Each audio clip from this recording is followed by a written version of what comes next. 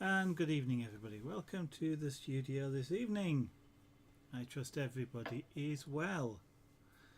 It's going to be an interesting stream today because got a slight challenge. And the slight challenge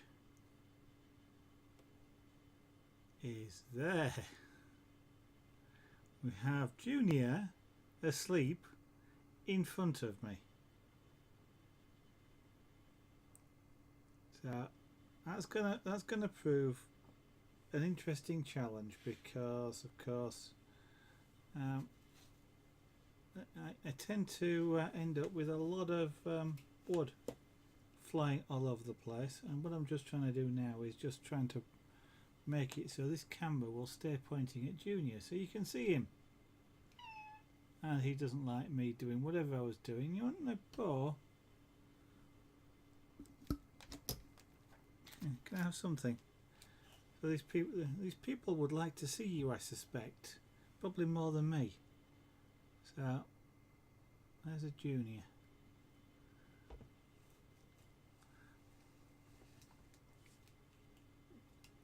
The big fangs.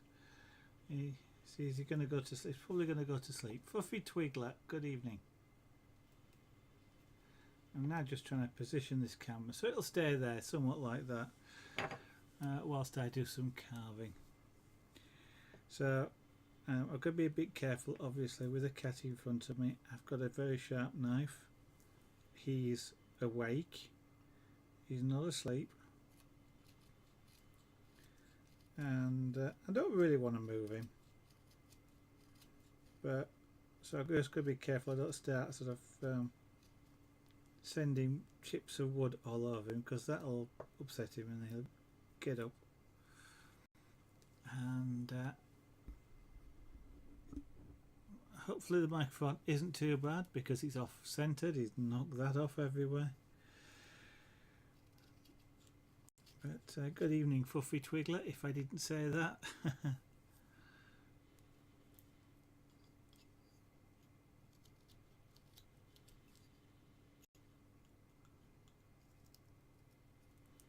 So I've kind of got a model in front of me at the moment, which is a little bit helpful.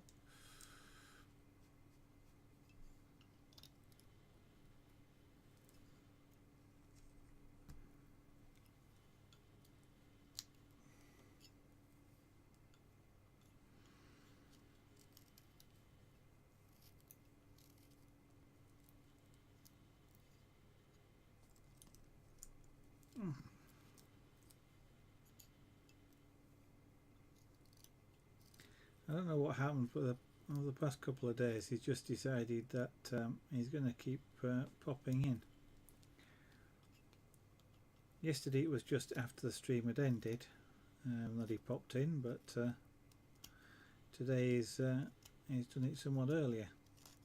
So Fluffy Twiglet, how were the pens going today and the paint brushes? I believe you were going to have a go with those, the new paint brushes.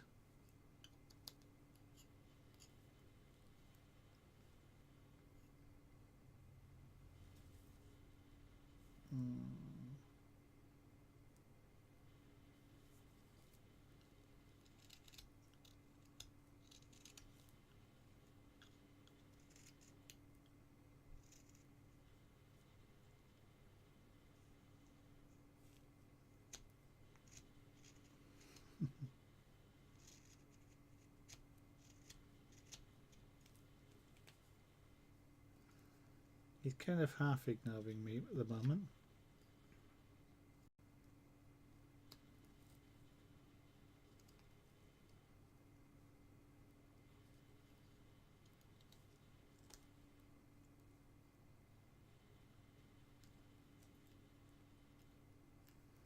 You going to stay half asleep, or are you going to say hello to these people that are watching?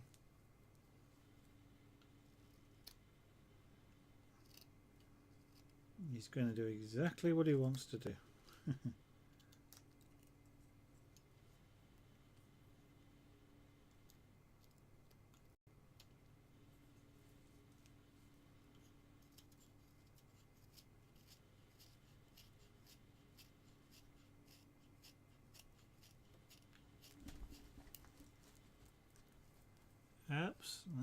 that's what he has a tendency to do. He'll now start pushing things off the desk, no doubt.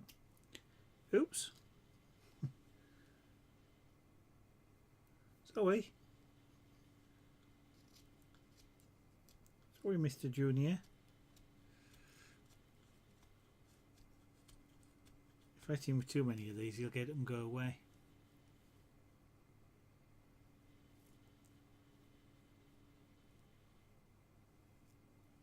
Ah, it has been a bit of a dark day. I think we've had a little bit. We've had a little bit of rain, but not much. Nothing hailstone like though.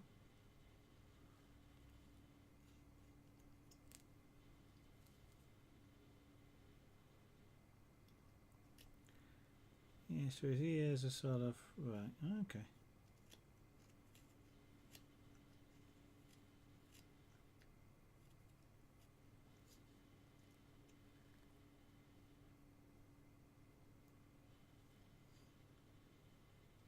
It's sort of useful having you there, pussycat. A little bit in the way though you are.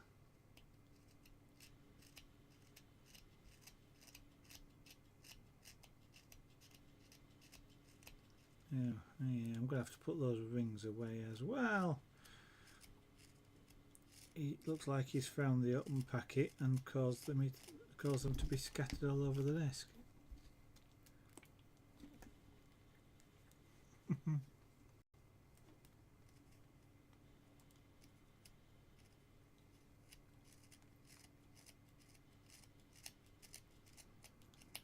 So you're going to do another painting of the iris, another iris, but doing that one with the new brushes. Okay.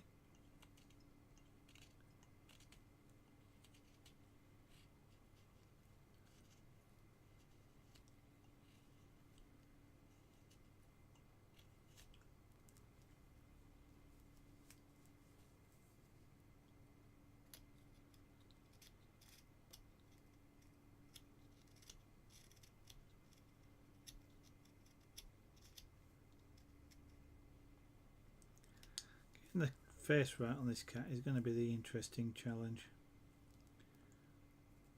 as to whether or not I can actually manage to do it or not.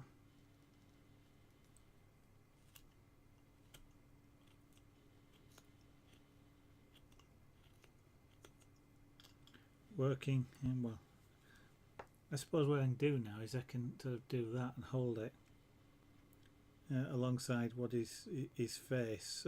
Okay. So, but your face is going to be more like that. Still going to come to a point. Okay. Oh, you're going to practice shading. Okay.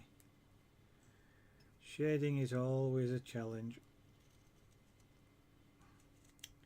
And in watercolour, I was about to say I don't know how you do it, but of course my guess is you just add more water to make it paler.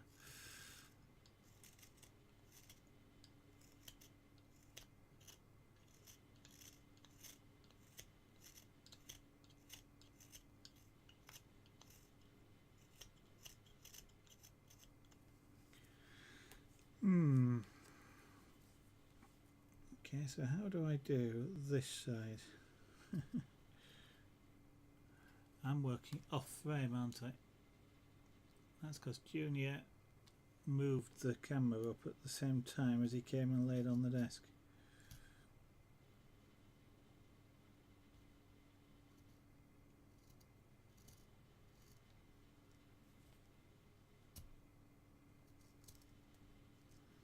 Kind of avoiding getting the detail knife out at the moment with having the cat here. I don't want too many sharp knives around, although I'm potentially going to be a bit silly if I don't actually get it out.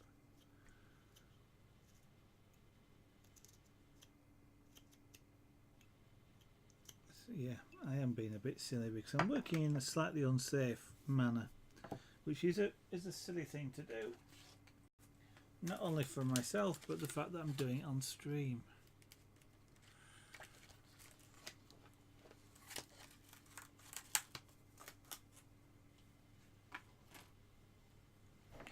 I just have to keep an eye on him in case he decides to get up, and then I can move the knives out of the way.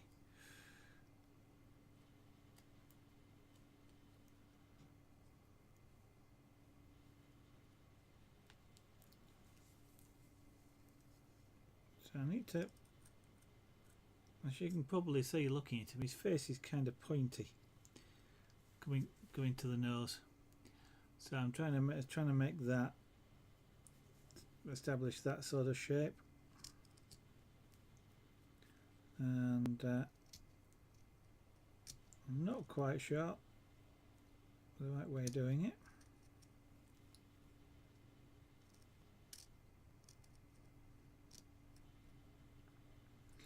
It kind of feels like to establish that I'm going to need to cut back into here a little bit around where it's laid on the paw.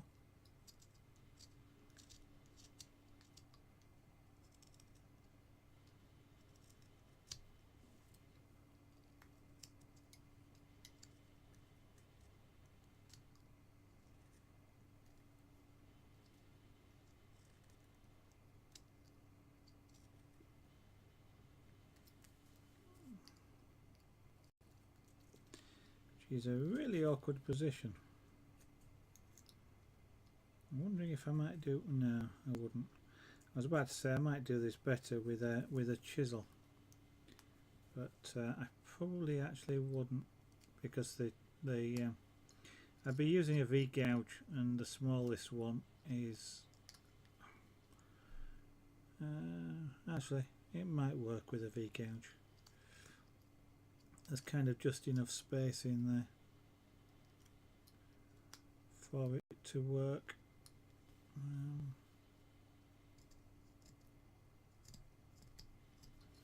Yeah, let's try it with that.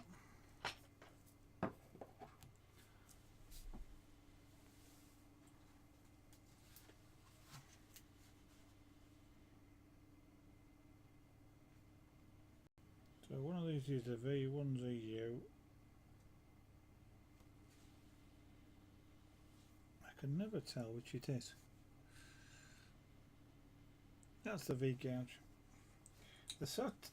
I'm just looking way through the pouch, and they're so tiny that the U and the V look almost identical. Let me just adjust the lighting a little bit on this and get rid of that heterodyne. There we go.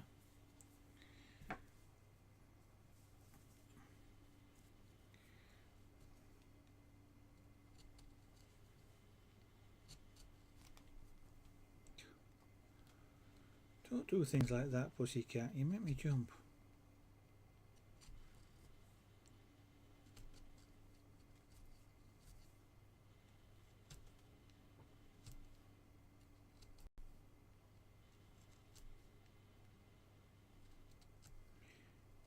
So just using this to gouge out the a little bit more material around here.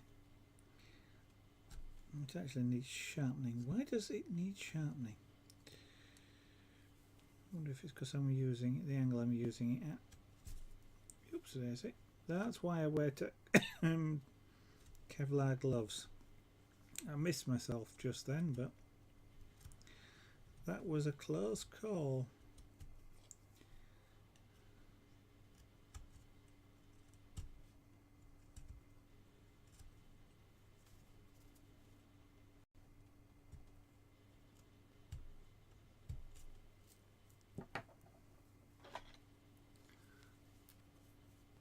Right, so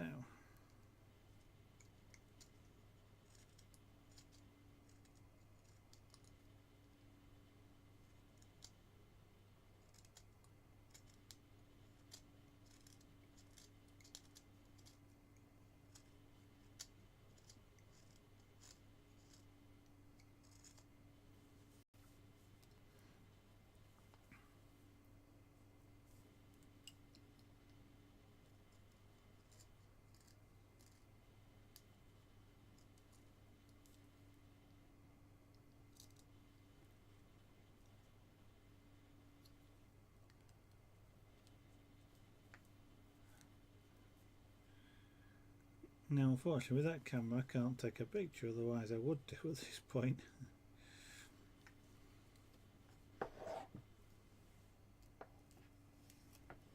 Let's turn it back around. Point it up here. Hello there. Can't put you in the usual position, which is over there, because of course there's a certain black and white cat in the way.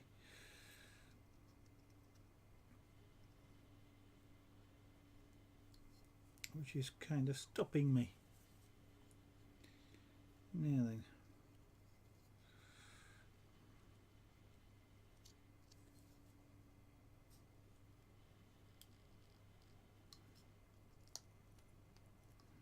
So what I'm trying to do is do a little bit more shaping around this face. This is the bit that's going to really mess me up if anything is going to mess me up on here. Not being able to get the face shape right. Mainly because I don't have a great deal of knowledge just of what shape it needs to be. Despite the fact I can actually look at him in front of me at the moment. Translating what I can see into a three-dimensional image is actually, well, for me, proving to be more harder than I thought it might.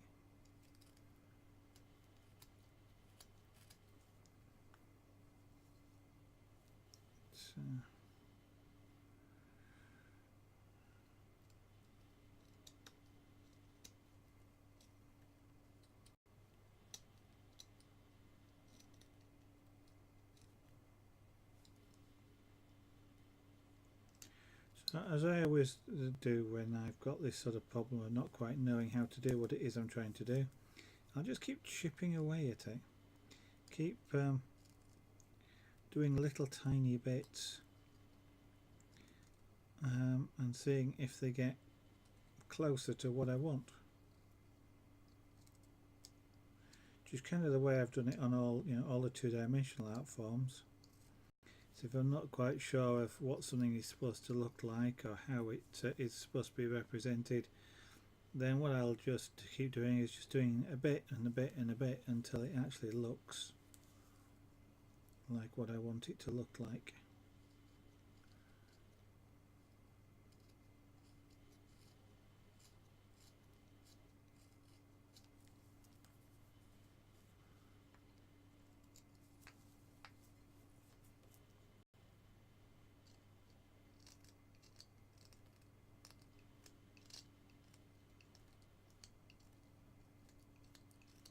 So we're going to come up the bridge of the nose.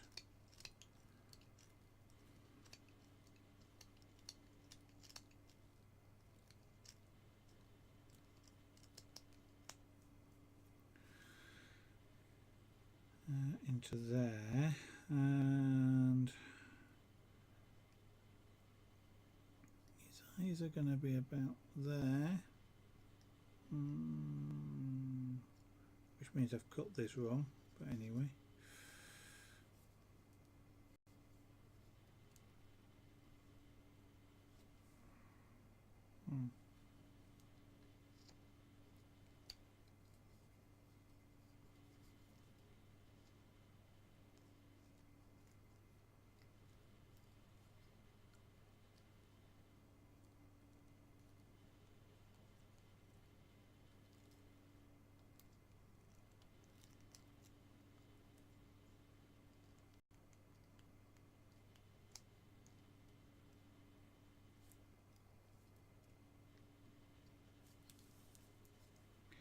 So I'm just trying to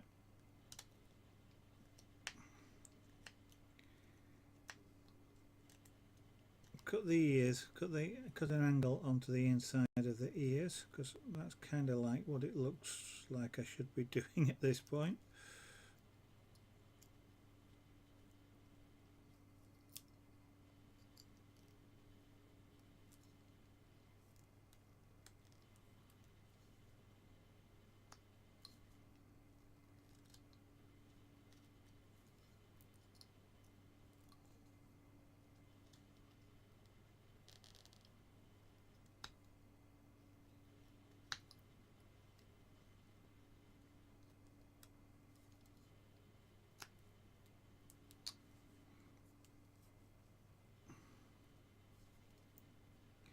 and that maybe help me to define the face shape, because I think that's what I'm missing, is the right shape on the ears to the head. Sorry, Junior.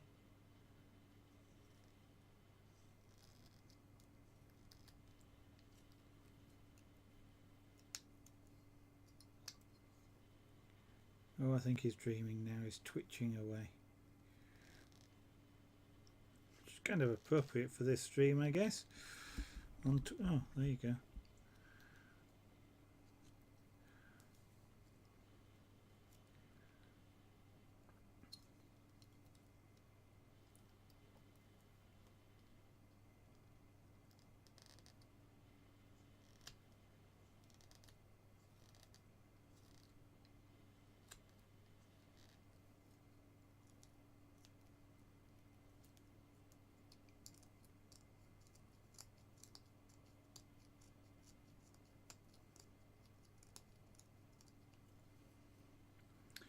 Interesting thing is going to be, do I actually carve into the ears at some point and make them slightly hollow?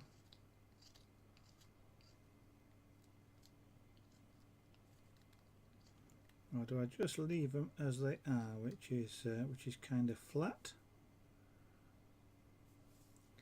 Yeah, probably needs to go in some more.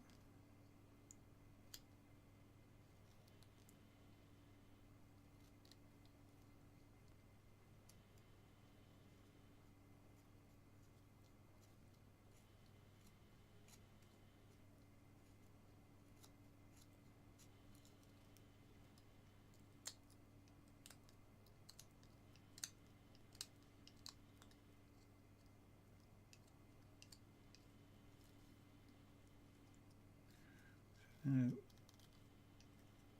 shape that forehead a little bit more.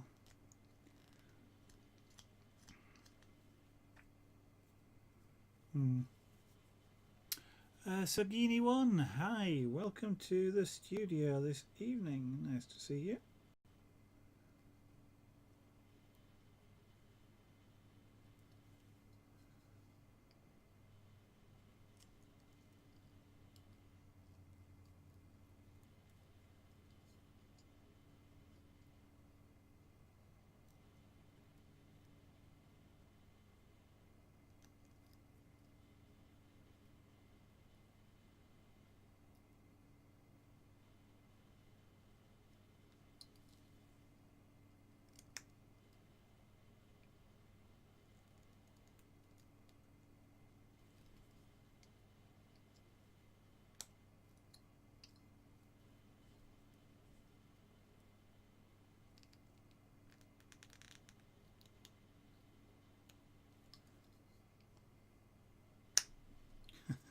Sorry, pussycat. Made him jump then with that.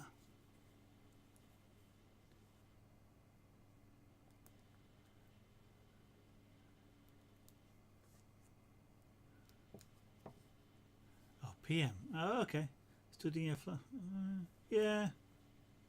Well, I'm studying a pussycat at 8:40 as well, so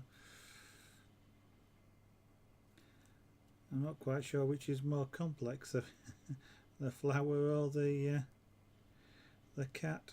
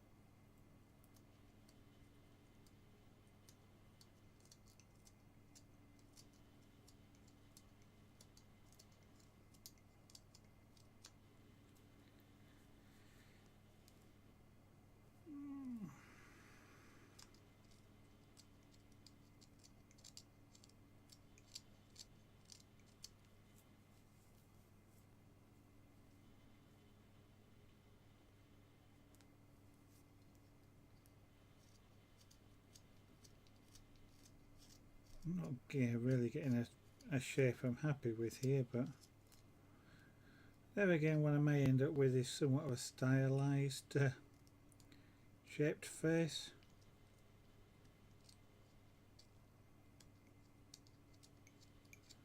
Rather than a detail accurate one. What am I making?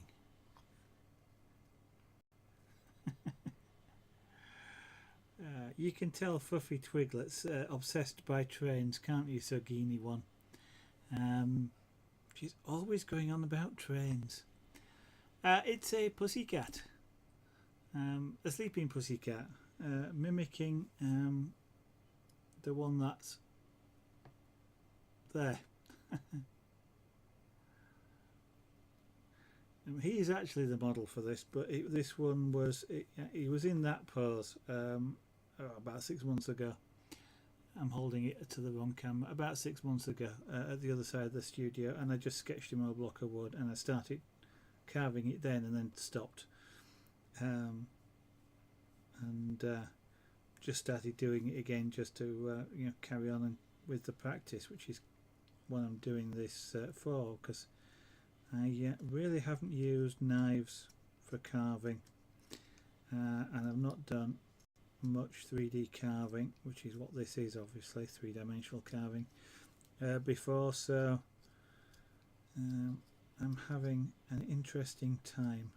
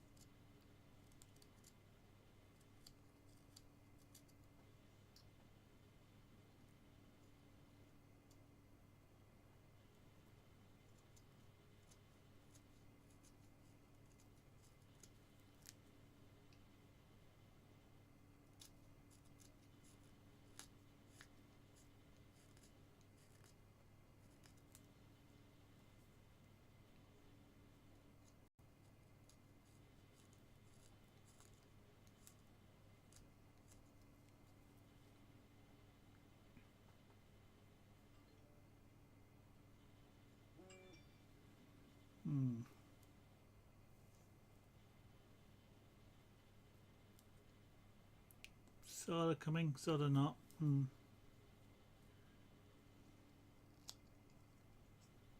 See what comes of not knowing what I'm doing. So we'll just keep doing it until we either get something that looks good or else.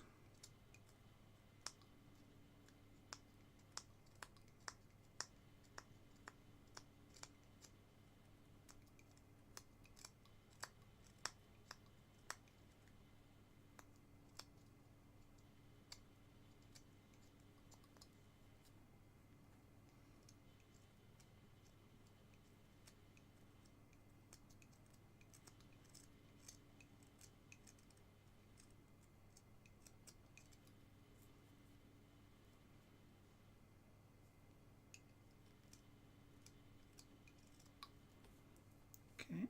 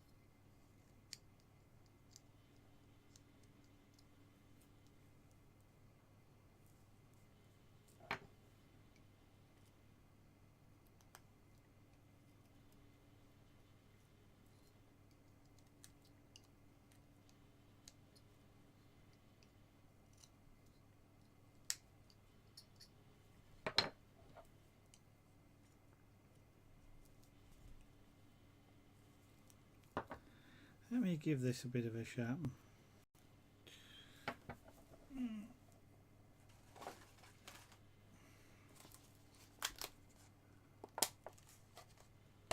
Oh, that's not a bad thing. I've seen it done, Sagini, but Sagini one, in sort of like shows and things. It's quite fascinating how they sort of, yeah. Well, obviously they've got the expertise. Why am I doing that? Because that's what I want to do. Yeah. I've seen it done at things like shows and stuff like that with sort of mushrooms, some chairs, these sorts of things, and it's a fascinating thing to watch. Oh, are you going somewhere? You're going to come and want to sit on me? Well, you'll have to excuse the sawdust and chips. Come on then, settle down, one way or the other. You'll have to put up with me working over the top of you though, so no biting. And your tail is not a bush. This could prove even more challenging. Potentially. I'll see how this goes, because it potentially is a little bit silly to carve with a cat here, but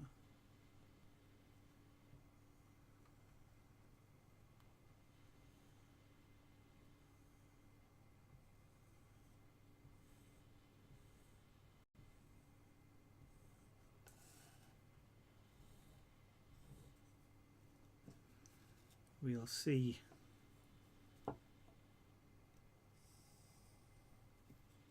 See if that made any difference. Now then, are you going to settle down, or are you just going to sit there? I can't stroke you at the moment, which is probably partly what he's after.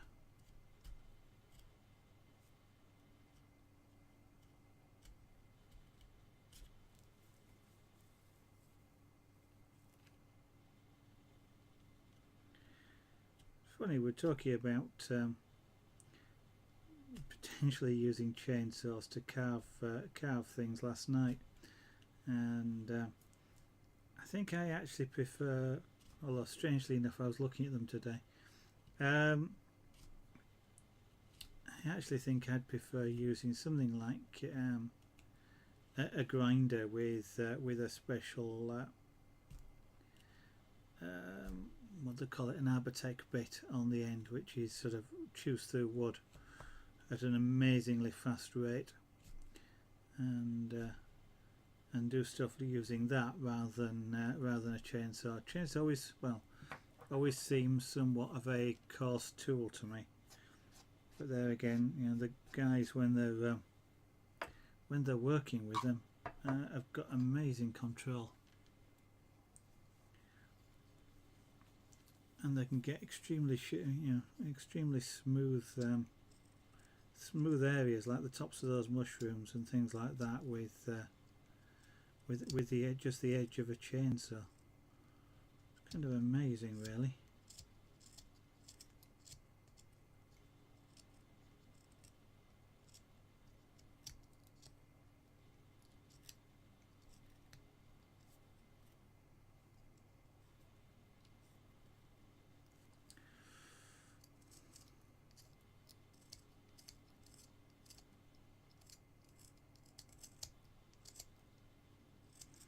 I'm thinking I could actually do for things like this a slightly smaller knife. That is one with a slightly shorter blade. Just from the point of view of when I'm holding it to get in here, I can't quite get the right blade angle without getting really close to myself, which is a bit uncomfortable.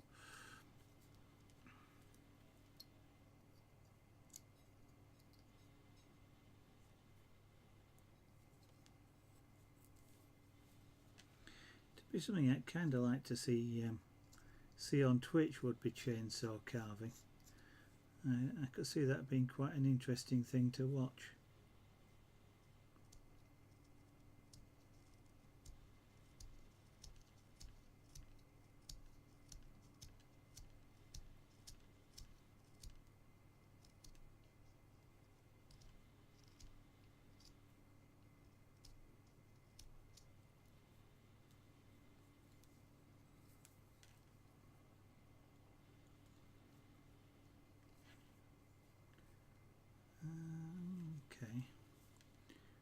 So the nose is going to come up around there, so we want to smooth that off a little bit around there, so we get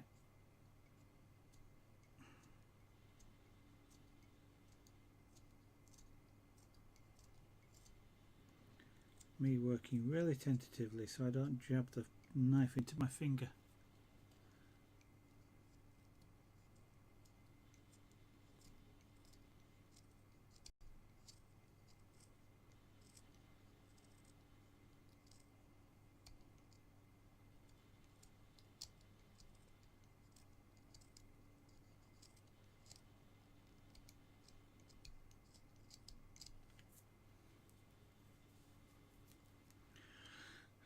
Sorry, I seem to be rather quiet this evening. I don't know quite why.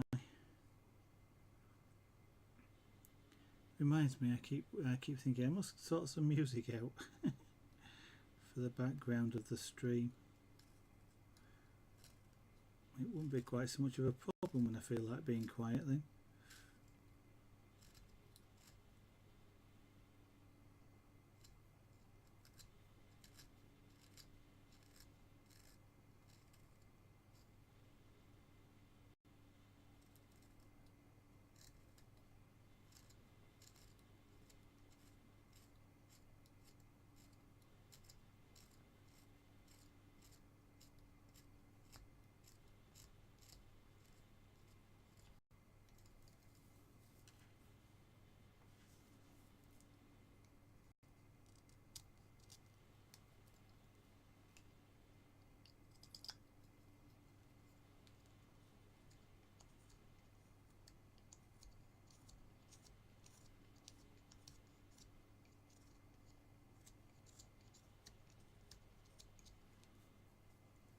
What's your face look like, Junior?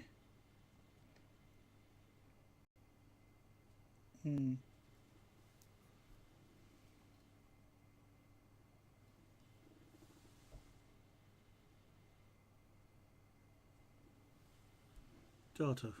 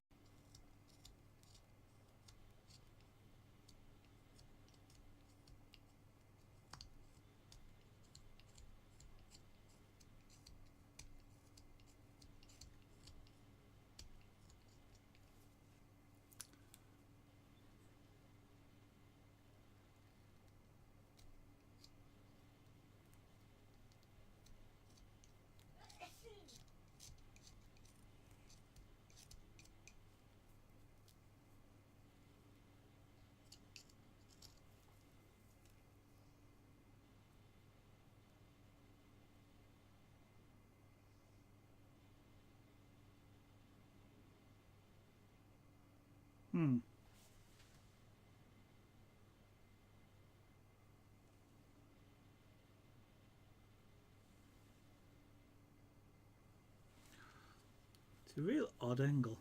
Yeah.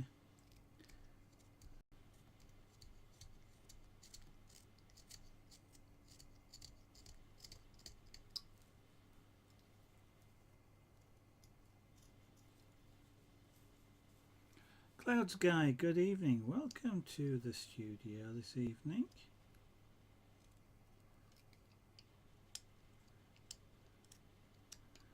As I'm getting used to people asking the question, that's what I'm doing, or trying to do. I'm trying to do a sleeping pussycat, very similar to the black one that's sat on my knee now. 3D bloke, indeed you do. You see a junior, and welcome. So, if he turned his head 90 degrees to the left, he'd be imitating the original pose he was doing when I started doing this. But at the moment he's just sitting quietly, shall we say. So don't quite know how long he's going to stay around because I'm not stroking him, so, and I'm kind of moving around him, which he usually dislikes. I'm actually trying to avoid showering him at the moment with wood chippings.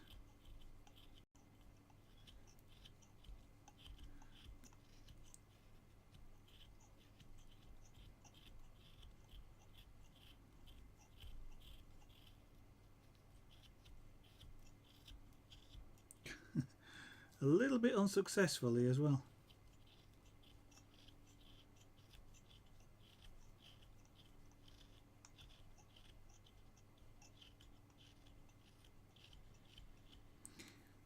Yeah. Actually, Junior isn't, well, he's changing a bit, but well, there you go. He's just turned his head. That's there.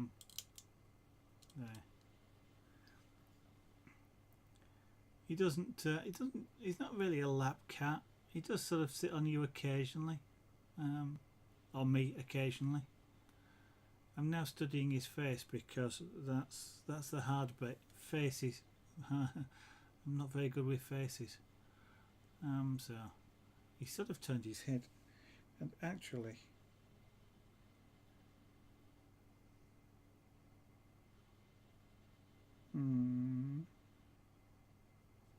so it is about 45 degrees straight from the ear. Okay.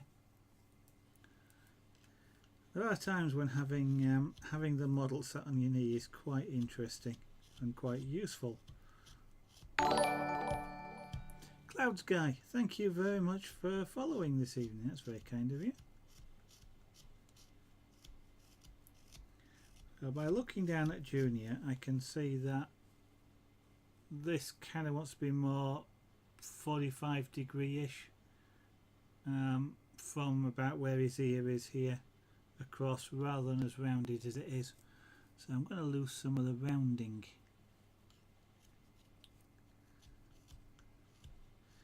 Now my thumb isn't doing too bad tonight, so we'll see how it goes for future streaming.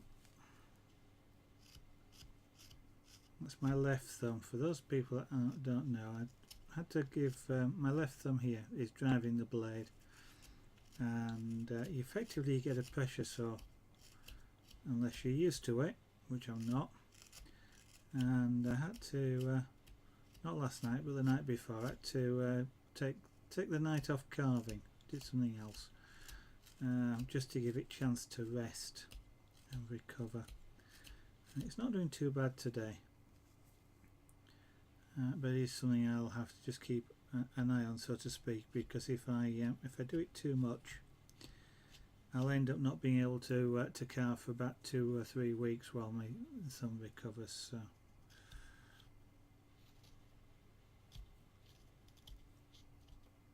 I'm trying to carve this with Junior and things. Exilian, Sweden says hello. Yorkshire says hello, and England, I suppose, as well. Welcome back this evening. You met the parrot today, yeah. Oh, that's not bad. That's interesting. If they do, they make great models for painting. Did you get it to perch on your hand? I remember, somewhere in the States, for the first time I had a parrot, fairly large parrot, perch on my hand. So the handler obviously had it and then handed it off. Obviously they're used to this sort of thing, of the parrots.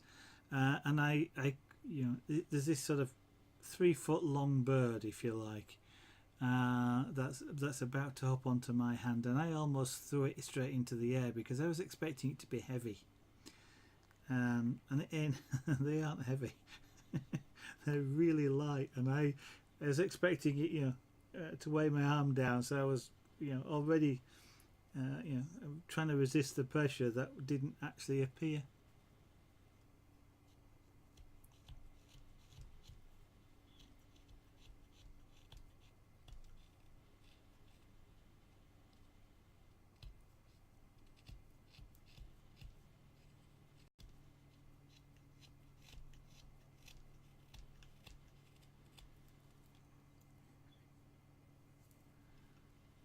I understand parrots can be quite I won't say solitary. They can be attached to a solitary person. You become their friend and nobody else, and that's one characteristic of them. And squawked in your ear. Okay.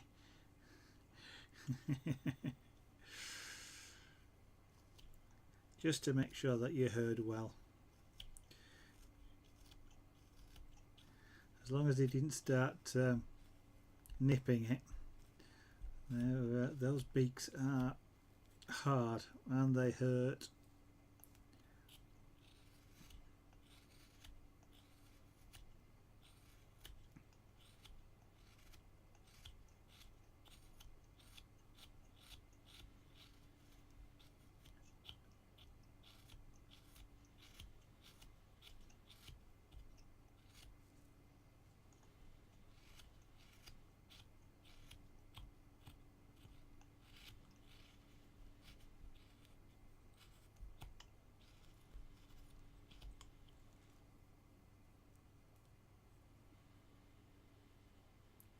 Yeah.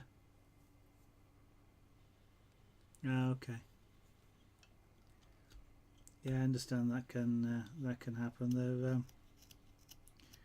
if the two sort of bond it to each other, and it's kind of good because otherwise, if they start, if they start missing their companion, they can start doing things like pulling the feathers out and stuff like that, which isn't really very good at all.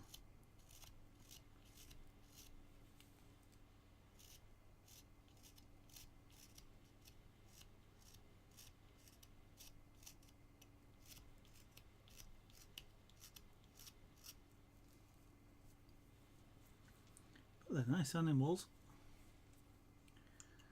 and so they're very interesting to see close up, and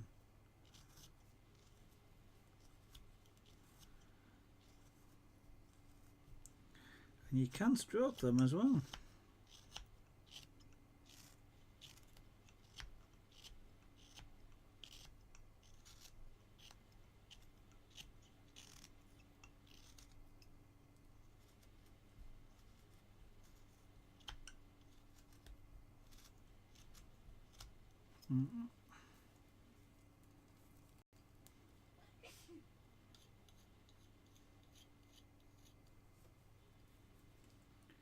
So I'm doing this slightly less aggressively than I was yesterday, just with having Junior here.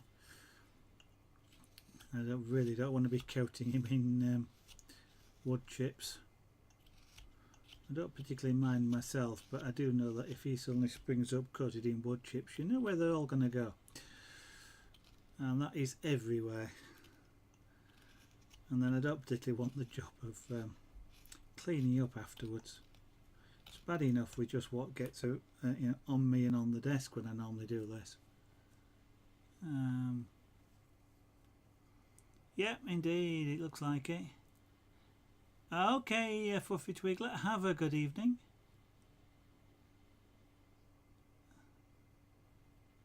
And hopefully the light's better for you tomorrow. And Obix, hello, good evening. Welcome to the studio this evening. I am busy trying to work around, let me move the camera a little bit, work around a pussycat. So the idea is he will resemble the same one, given that it was. But whether that turns out to be true in the end, I'm not quite sure.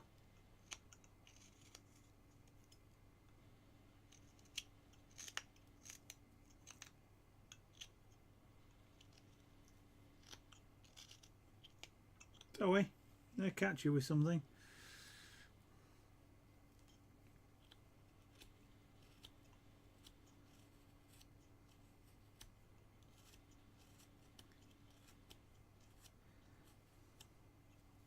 I think actually what this one's probably doing is Junior's probably doing is Cleo, which is our female cat. She is an e-cat. If you stood by her and she sat on the chair arm, for example, what she'll start doing is putting a paw on you on the side of your leg to get you basically to sit down so she can lay on you.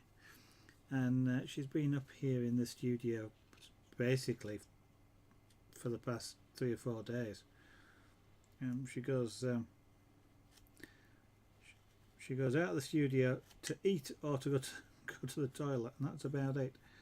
And then she keeps coming back and laying on me if I'm around, or Mrs. Aragonite if she's around. And just recently, because Cleo's been upstairs here laid with me, Junior has actually been sitting on my wife, on Mrs. Aragonite downstairs, just purely because Cleo wasn't around. And he's kind of a friendly sort of cat, but he was literally a wild cat. You couldn't get near him. And if you did, you didn't want to be that near him because claws were flying and so were teeth. And it's somewhat different these days. But he's been getting to lay on my wife, which I think he's been wanting to do for a long time. So when he wants to lay on you and thinks he can't, he'll just come and sit by the side of you. Yeah, until you basically give him permission. Indeed, Obix, and Junior has. He was Lady Funt earlier on. He's come and sit on my knee now. Yeah, tap you on the shoulder.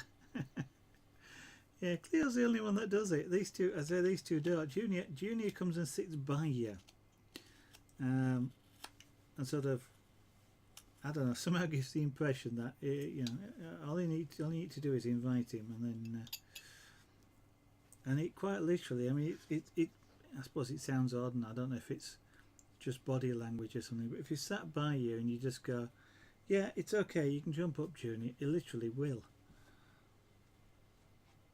Thank you.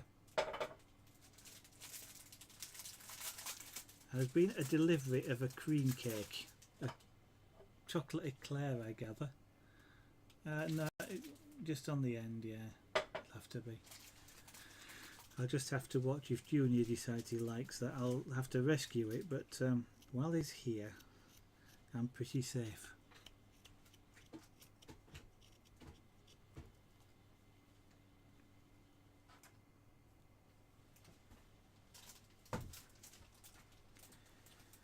He thought he was going to get some of my tea earlier, but didn't quite succeed.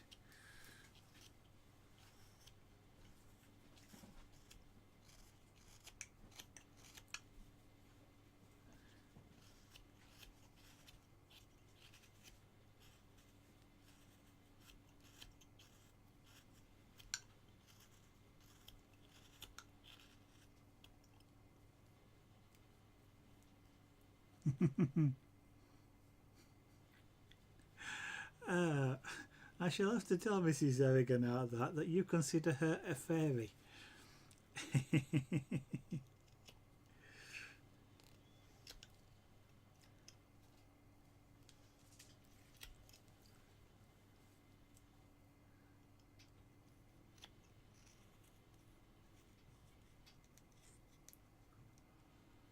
So the next time I do a portrait of her, I'm going to have to put gossamer wings on.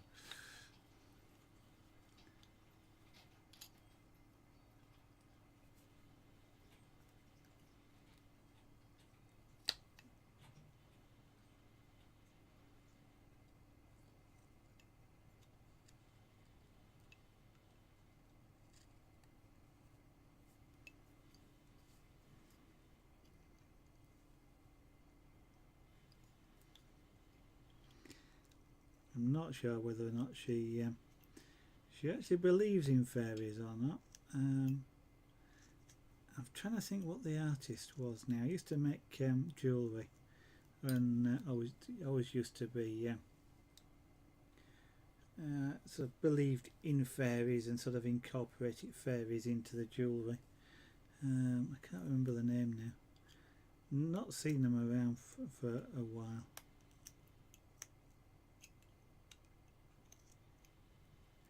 But she used to collect that jewellery with sort of all the fairy connotations.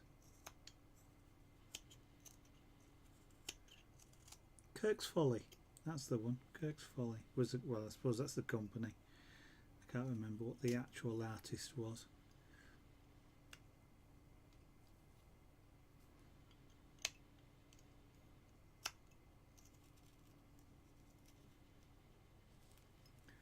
kind of funny. I think we came across something, doing a bit of clearing about, and came across something Kirk's Folly today. That's what my week is spent this week, is clearing out, making lots of room.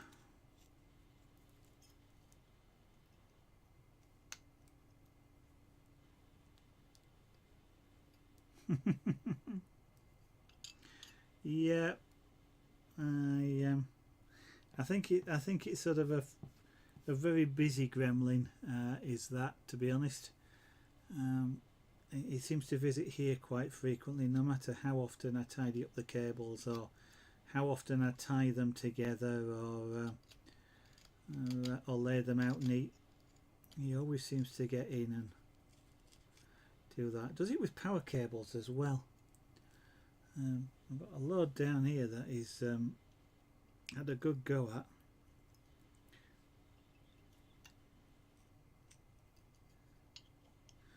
Not only that, he's managed to do it with them still plugged in, which is the amazing thing.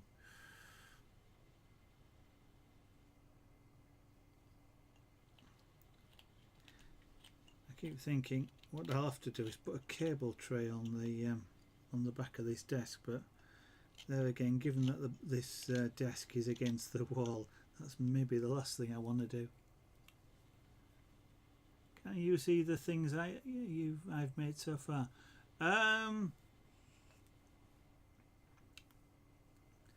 3 geeks left.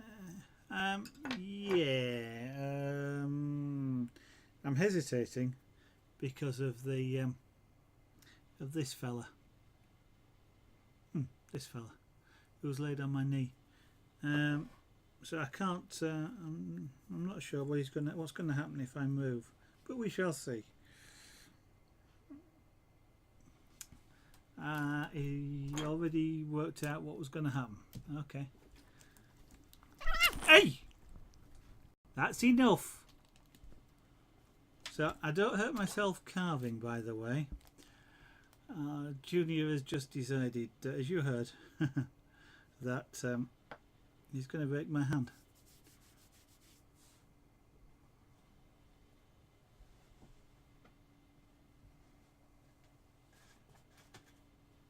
But since he's not on my knee now, I can show you some things. Yeah.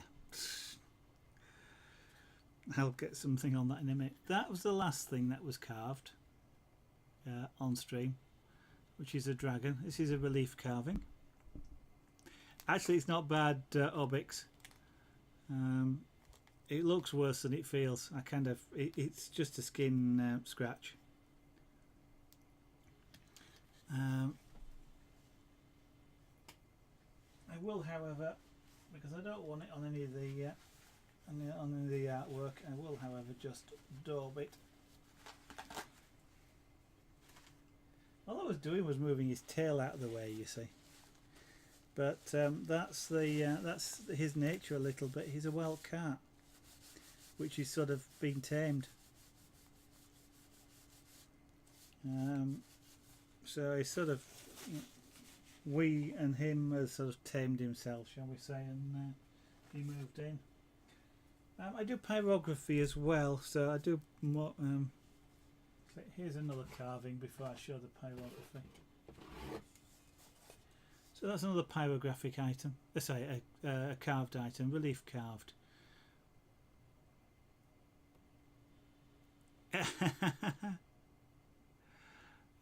He's a nice cat. You just have to be wary of certain things like that.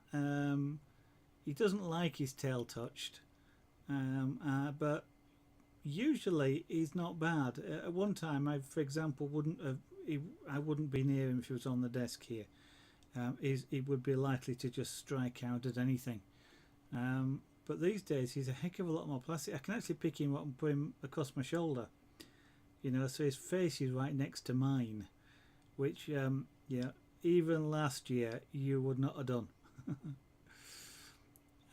So this was done in ash and then painted afterwards. So it's a very shallow relief carve, just because ash is a really hard wood to work with. Hard wood is in hard to carve. It's nice wood though, in that it does hold the shape really well, but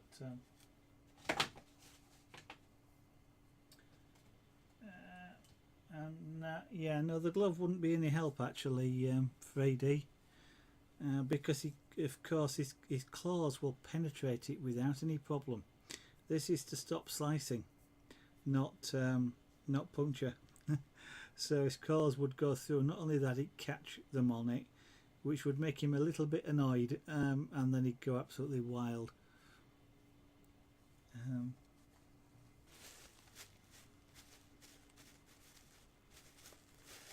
It'll be a little bit later on when this actually hurts. This is when I get soap and water on it.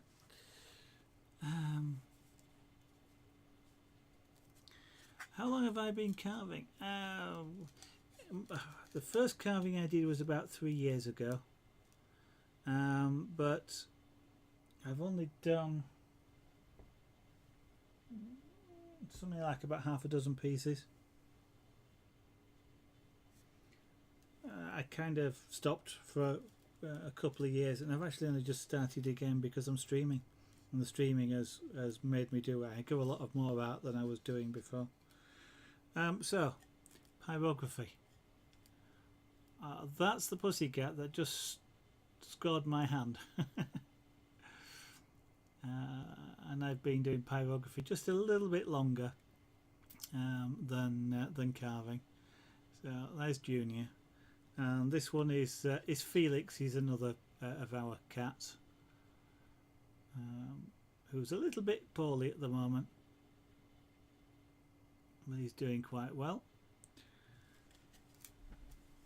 And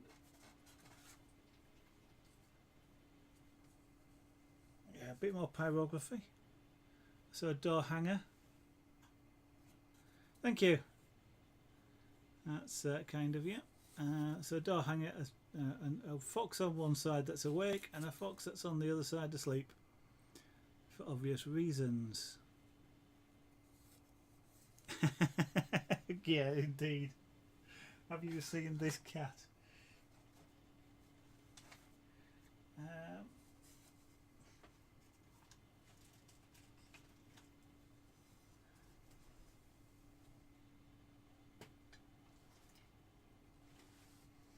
Now, one of the cats has actually lost something, but I've got a couple of lost one of my trees, but I've got a couple of trees here which were done on pyrography wise.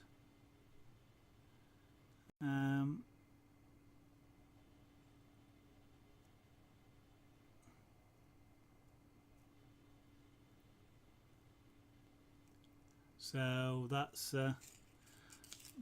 I have got a third one somewhere, but the cats have lost it. Considering they were stacked together, I don't quite know where it's gone, but I shall have to dig it out. The last the trees were the last pyrography thing I did, but this is one of the more recent pyrography. I have to adjust the camera.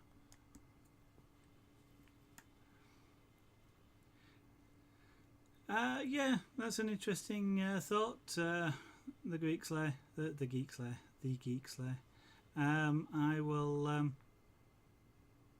I was thinking of maybe putting some of those in like an Etsy store or something like that.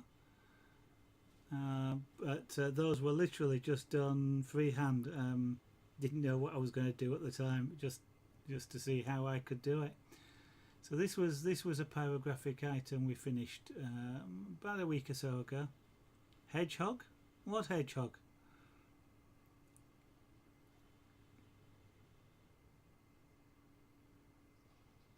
You like the ones made of wood?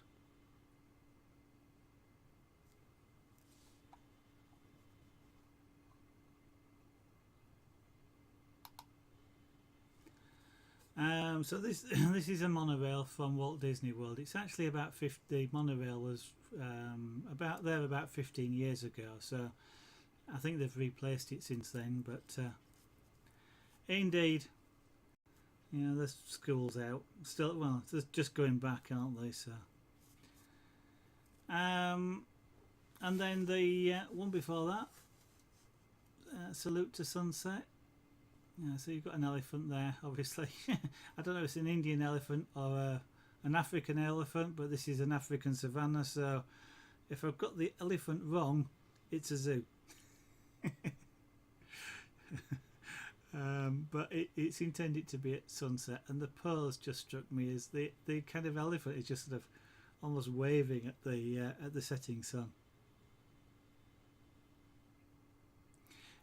Yeah, actually, Free, I did this. You actually suggested this, if you might recall. When just before I started this, I was trying to decide what to do, and that was after you'd seen the airbrushed elephant, and you said I ought to try an elephant. So this was the result. So if you like, you were the initial inspiration for this particular piece.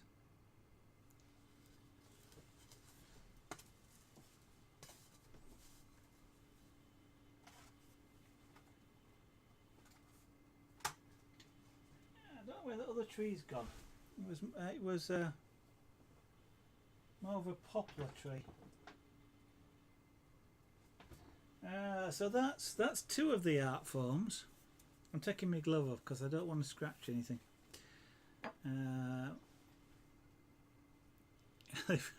Indeed. I mean, I don't do airbrushing on stream, but I'll show the two. But this was an airbrush painting that was done of the monorail, which was used, if you like, as the reference photograph for the pyrography. Now, this wasn't done on stream. This was done about 5 years ago. I think it was the first, or one of the very first airbrushed paintings I actually did. So I was kind of learning a heck of a lot, and learning about masking and things as well on this. But I remember, being at Disney World, and just the shape of these is just such a lovely shape that I got lots of photographs, and when I started airbrushing, I just wanted to do one. And of course, actually, again, Free, I showed you this one a while ago, and when I got that out, whereas I thought, that would be interesting to try in pyrography. So, Mars Bars, welcome, hello. What, and compete with 3D? I don't really have enough space at the moment, Orbix. I'd love to be able to do that, but I'm really tight on space to start an airbrush, which I'd normally do behind me, so positioning of things is a bit awkward as well. But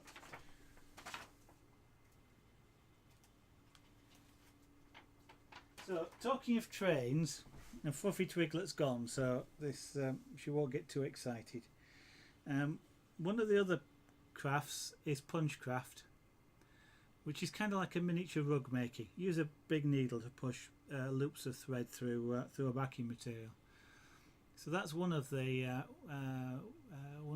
other crafts that's done on stream, and that is the Mallard, the World Steam Engine speed record holder. And which reminds me, I've got another two pyrograph items, and that is another locomotive, which is a UK locomotive called a Class 66. I kind of know that because that's what the number says on the side, 66001. No, not cross stitch. I do have some cross stitches, but this isn't. I haven't got the needle out, but essentially it's a bit like a large hypodermic needle, which is used to literally push through and cause the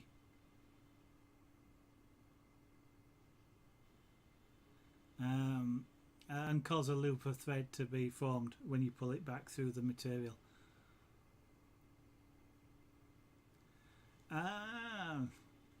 I've got my first cross stitch project was done a long time ago, actually when I was in hospital. I was in hospital with pneumonia, and my wife came across a cross stitch that she really liked the picture of, but didn't want to do. But she wanted me to do it, so I did. I now have, I don't know, shall we say several hundred cross stitch kits, which I'm probably never ever going to manage to do.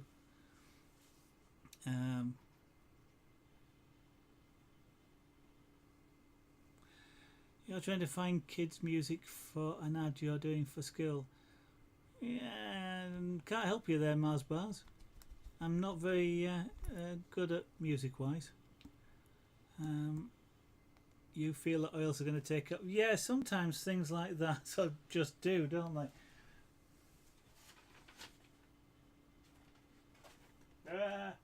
So, I also do something called scraper board. Again, I do this on stream, and this was done on stream. So it's a backing board covered in china clay, which is then covered with black Indian ink, and then you scrape it off. I don't make the board, by the way. I buy the board, but that's how it's constructed. And you can use ink on it as well to colour the clay once it's scraped off, and then you can scrape it off again and things. So that's a scraper board image. This is the third one that I ever done. I've done all three on stream, and I'll show you the other two in a moment. But this is literally the third one I've ever done.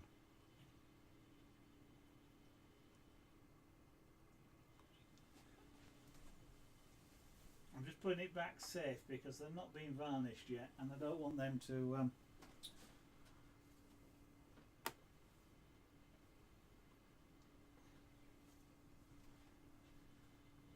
So, the very first scraper board image I ever did, literally, I'd never touched the stuff before I got this board out on stream and cut it in half.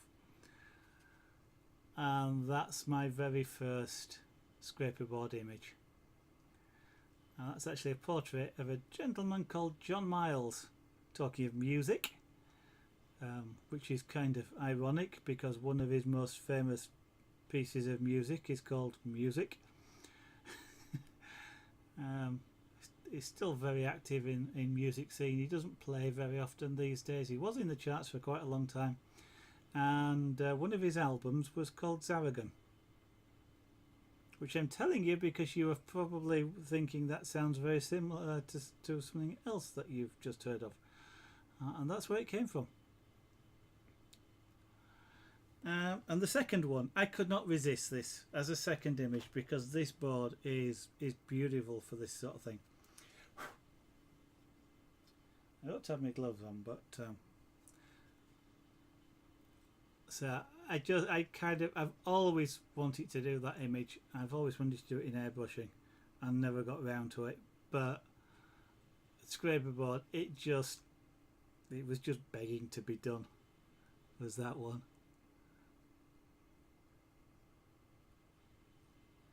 Calligraphic art, yeah, it could be. One of the things you can do, scraper board wise, free, is this is black, but you can actually get white scraper board, and so you can scrape it, and then with a brush you can apply black ink, so you can do black on white. So this isn't actually finished because I think I need a bit more work done on it, but it's close. But that I just couldn't resist that one, to be honest. That was I'm just going to put these two back safe.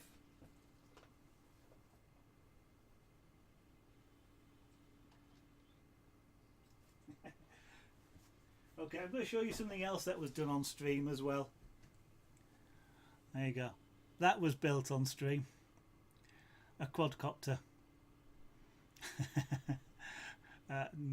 Not likely to do another one, but that was just one of them.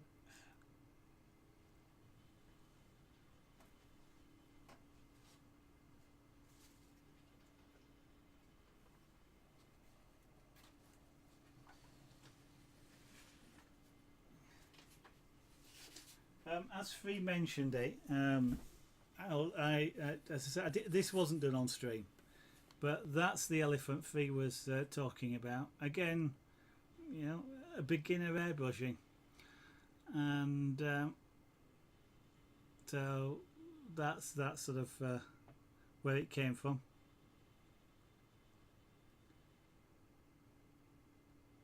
Yes, it was built from a kit. I can't remember where, but the kit's quite. I've actually had that kit when I built it on stream. I'd had that kit about 18 months, 2 years.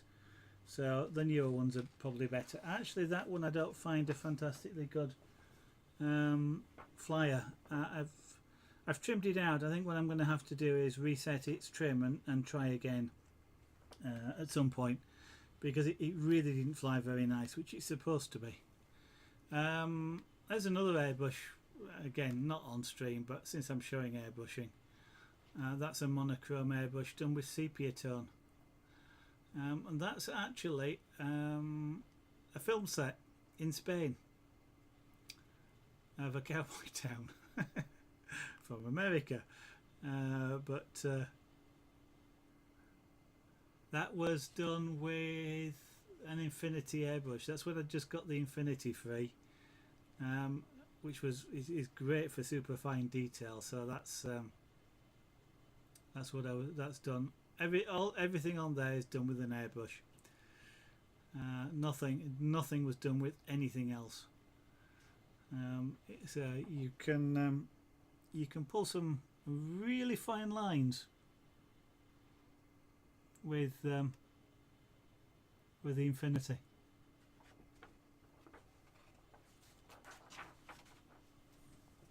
However, like I say, unfortunately, I don't do that on stream at the moment.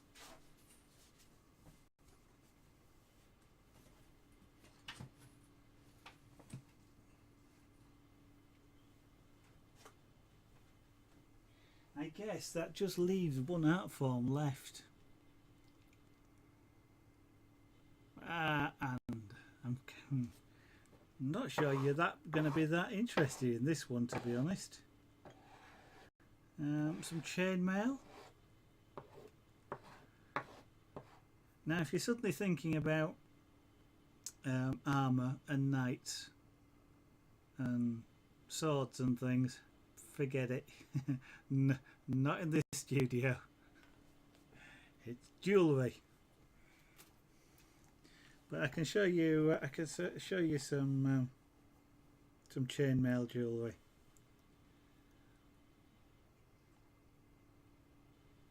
So that's this is a piece called Christmas Wishes, but it's a weave. And the rings are interwoven using a style called candy cane. It's supposed to represent literally the candy canes, you know, with the swirl around the cane. And if you sort of study, you can actually sort of see the swirl going around, but it's a little bit challenging to follow that through.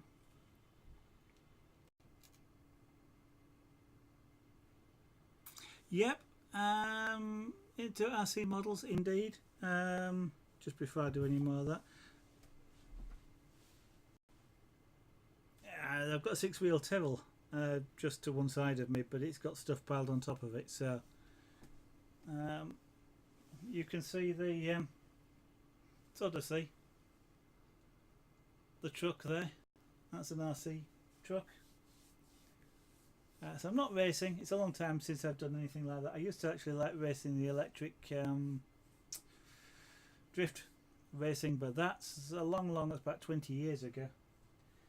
So I've got trailers for that, and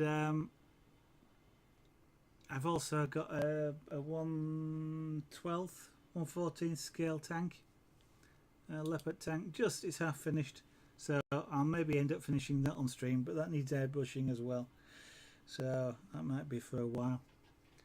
And I've got through, what have I got now?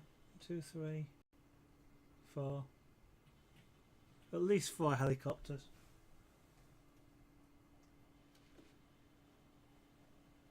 This is about the medium-sized one. RC helicopter. Actually, I haven't flown this year. You have to get some batteries charged.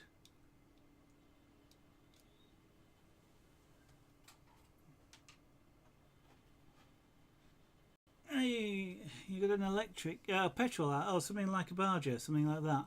Yeah. It's I used to do not petrol, but of course two-stroke. To be honest, these days I prefer the electric just because it's quieter, and it's a lot less messing about and cleaning up afterwards. I know the petrol isn't so bad, but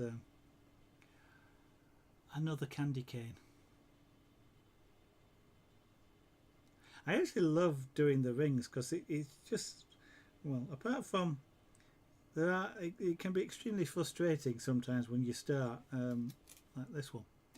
The guys I made this on stream the other night, not last night, the night before I think, and getting this started was it was an exhibition of frustration. I just couldn't get it to start properly, and when I did, then it went really quick. But that was a real fun time. You might break one Orbix, but you wouldn't lose one. Not with a helicopter. Even a 10cc with a, well, you want to be about a 6-foot rotor diameter. I did once stop one of those at just below takeoff power. I stopped it. For some reason, I managed to walk into it, into the blade disc, and I actually stopped the motor. And boy, did that hurt!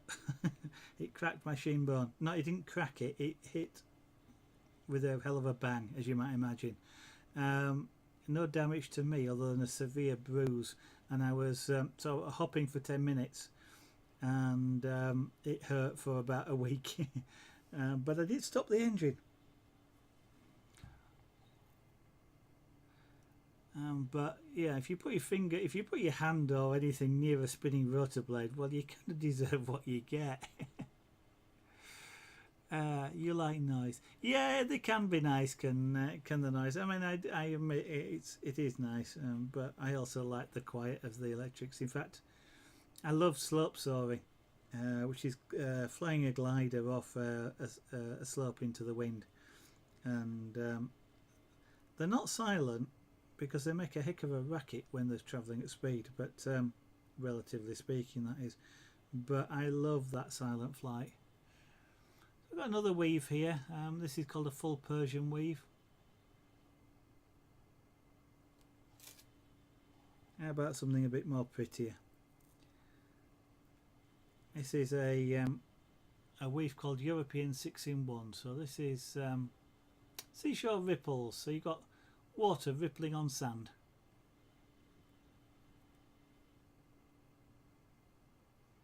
With a lovely sterling silver clasp. Here I am in advertising mode, you see. And how about some pretty colours? Green and purple. I know that looks blue, but trust me, it's purple. It's a real purple. Those of you who know Cadbury's chocolate, it's a purple, that sort of purple off Cadbury's chocolate. Or if you've watched Wimbledon, the purple, that sort of purple for Wimbledon. In fact, that's the inspiration of this. This is Wimbledon Dreams, it's called. So you've got the green and purple of the Wimbledon tournament. And that one doesn't have a sterling silver clasp on it, but it's supposed to have, because the trophies are made out of sterling silver. What else have we got in here? A different weave. There we go. Another one. Sunset Ripples. It's called that because if I just do that, it's kind of like sun sparkling off the sea. with the little wavelets. Yes, that's right. It's aluminium. They're all aluminium rings, anodized and dyed during the anodization process to give you all these colours. How about something more sparkly? There we go. Swarovski crystal, and that's a hard thing to say. Swarovski crystal, because it's SW.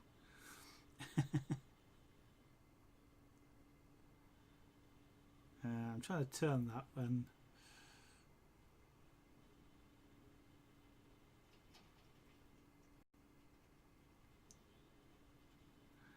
So if you've got any wives, girlfriends, boyfriends, husbands that you want to have one of these, I do sell them, by the way.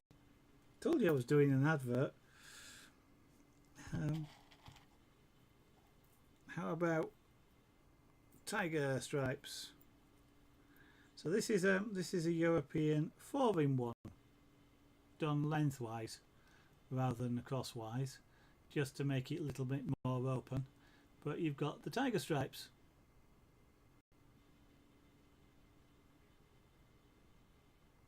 So orange and black, of course. I suppose it could also be Halloween, but it's a bit too much of a random stripe for Halloween. Oh dear. How about something stretchy? If you use a neoprene ring rather than a solid aluminium ring, you can make them stretchy. So there's no clasp on them, and of course then they'll go over a wrist, and you don't risk either them coming unclasped, which doesn't happen very often, or what's the other thing I was just thinking of there? Oh, my brain's gone. But yeah, it just slips over. Oh, that's right, yeah.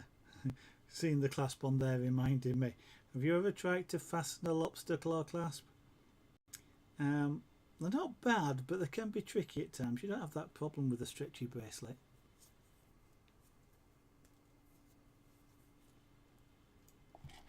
I can show you.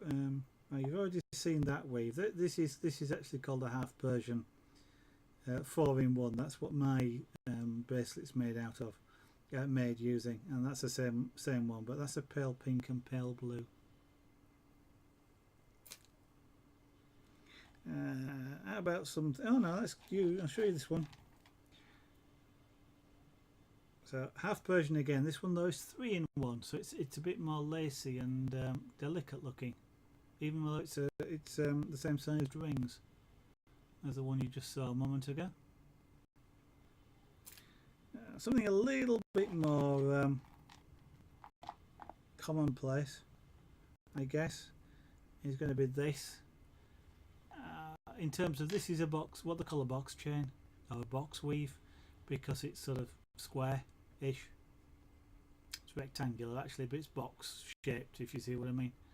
And this one is multicolours. There's actually about 8 different colours used in this, or well, technically 16 because there's some slight shade variations, but there's about 8 different colours intended to be used. And we're almost at the end. Oh, some really simple chains, and then another common one. So.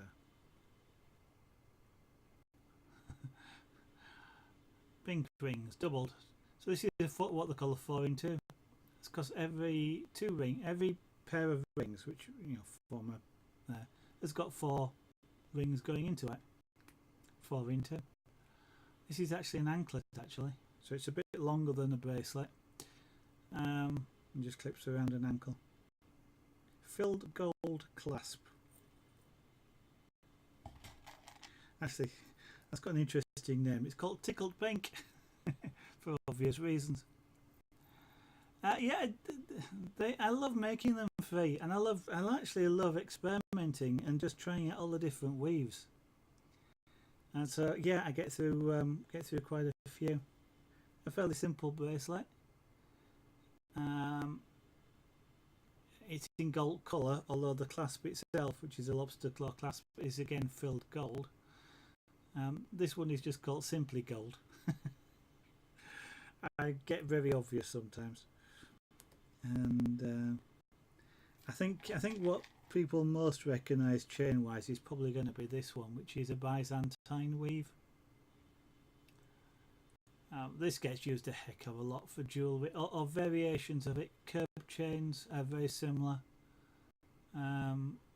sort of construction, and a lot of heavy duty chains that are jewellery wise, both for men and women, use a variation on Byzantine. Sometimes they'll flatten it or diamond cut it, so they flatten off some of the surface but they're generally done with things like 9-carat gold or sterling silver. This is aluminium, and what's left in there is just variations of the same thing. So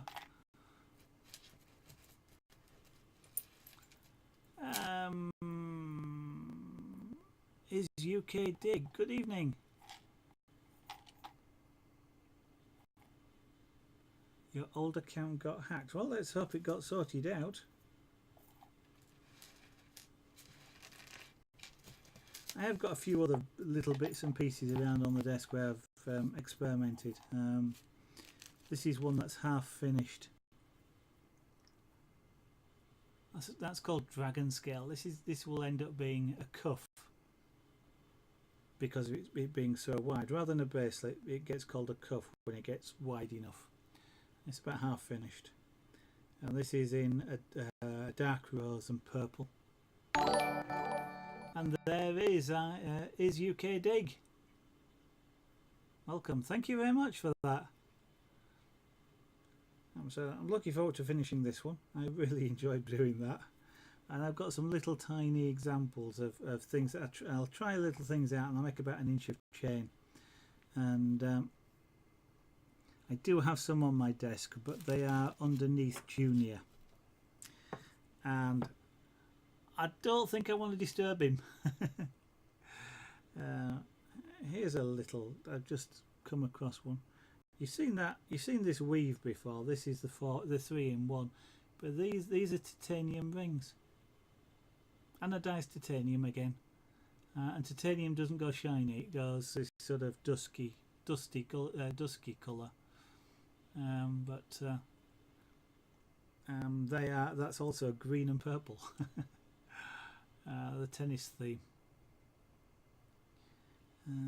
Can I see any of the others?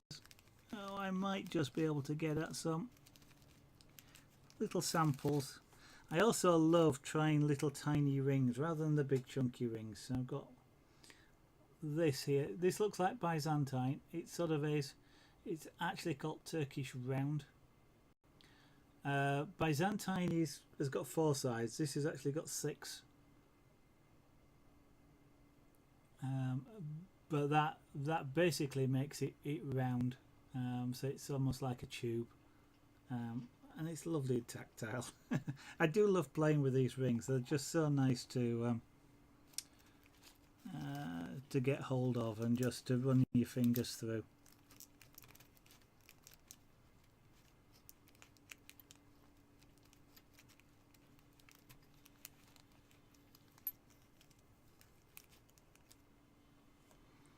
Yeah, a smaller version of the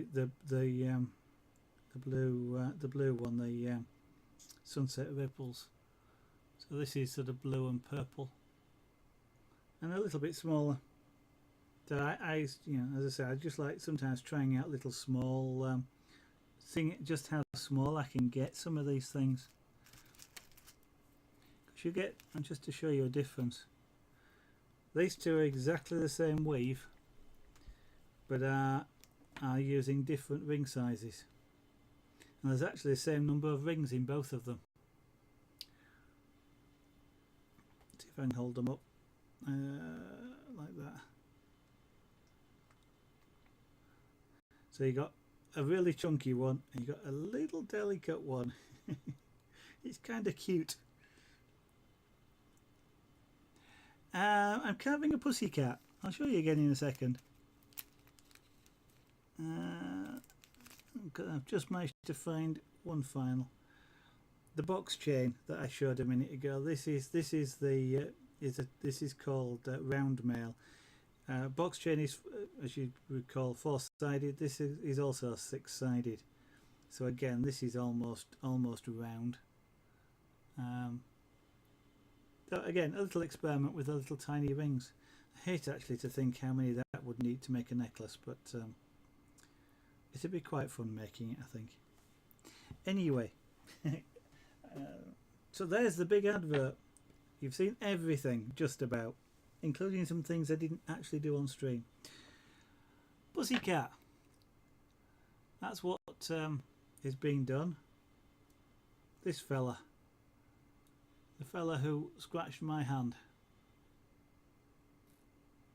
That's Junior. And Junior, about 6 months ago, he was sort of in that pose at the other end of the studio when I just happened to look across with a block of wood in my hand. So I just grabbed a pencil and just sketched the shape out on the block of wood. I did start carving it then, but I had only just got a very rough outline.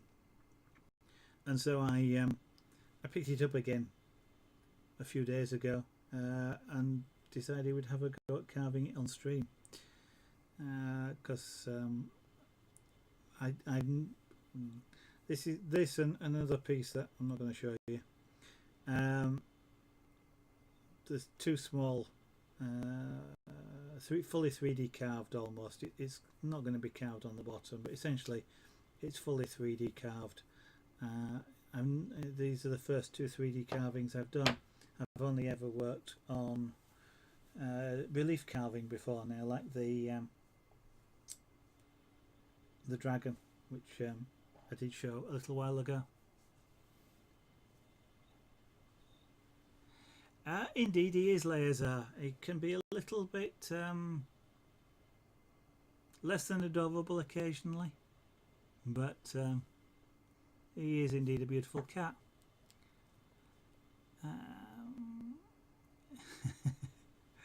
You know what, Obix? I'd be quite happy to do so, but not tonight.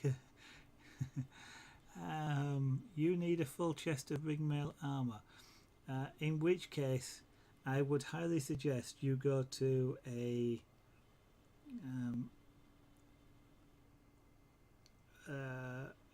commercial seller of those, because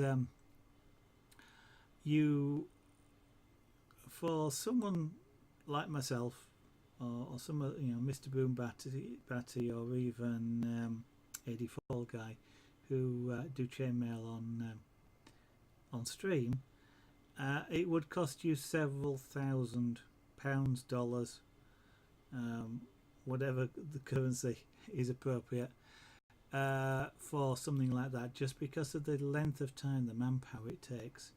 The commercial sellers of armour type chainmail use machine knit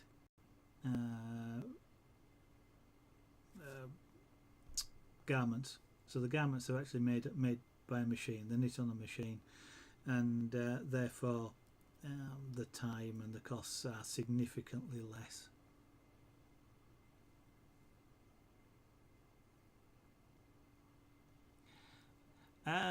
Unfortunately, Bix, yeah, I wouldn't put chainmail on the cat, I don't think. Chainmail, the rings, when you close them, if you close them really well, as I try to do, the gap that's in them almost disappears. There are times when you can't see or feel it, and it takes a while if you need to open one to find it. But there is, there's still a very tiny sort of gap there, if you like, which would catch the fur of a cat, and it would get really uncomfortable with it. Can you imagine somebody sort of just keep pulling hairs on your head, a little bit at a time? It would get highly irritating, and the cat, I'm sure, would soon be trying to get it off, but it wouldn't work to stop the scratch. Chainmail suffers from the same problem that this glove does, and that is it doesn't stop penetration. It stops slice cuts. So chainmail stopped swords, for for example, the broadsword, for cutting action, so things like the halberts and stuff like that, which have a slicing action. Yeah, it works for those.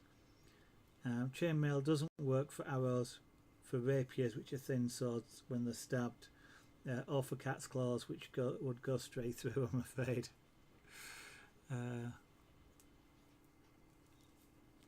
The Mars bars, they can be made. The people who sort of machine make them do it to order, to size. But literally, I'm sure that some of the ringmail or the chainmail artists would be, well, some of them would be reasonably happy to make a chainmail. But working in steel, for example, stainless steel, is really hard work, because of course they're really strong. I mean, the rings are really strong, and if you wanted it soldered as well or riveted, which would probably be iron rather than stainless steel. But if you wanted it traditionally made, then it's a lot of time and a lot of money. I really wasn't joking when you talk about several thousand pounds, dollars, because of that. But I mean, just quite simply have a look on eBay. To be honest, I think there's I've come across seeing stuff on eBay made made to measure, if you like, with and it's, as I say, it's machine knit stainless steel wire. Laser, it's all right, Laser. I've just put my glove back on, but it's 10 o'clock at night. So, but have a good evening. I've put my glove on and I'm about to take it off again because it's 10 o'clock at night, and I generally stop about 10. So, I've got a cream cake and some biscuits sat just over there, and I could do with a drink as well. So I'm actually going to call it a night myself, and have a recover my brain, get some function back into it, and start sort of thinking. It's 11 p.m. for you. Yeah, unfortunately, I'm an hour earlier than that. It's only 10 p.m. here.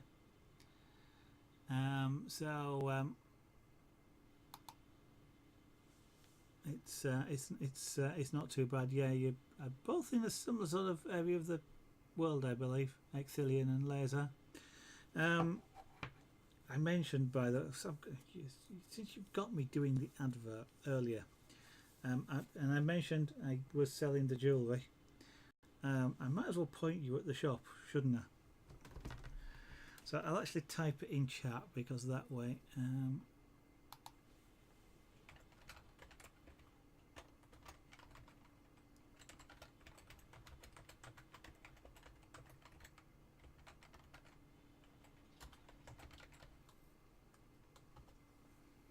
There you go. So if you feel like taking a look, or you're interested in anything, feel free. And at the moment, that the proceeds of that of all the sales are actually going towards doing more stream stuff.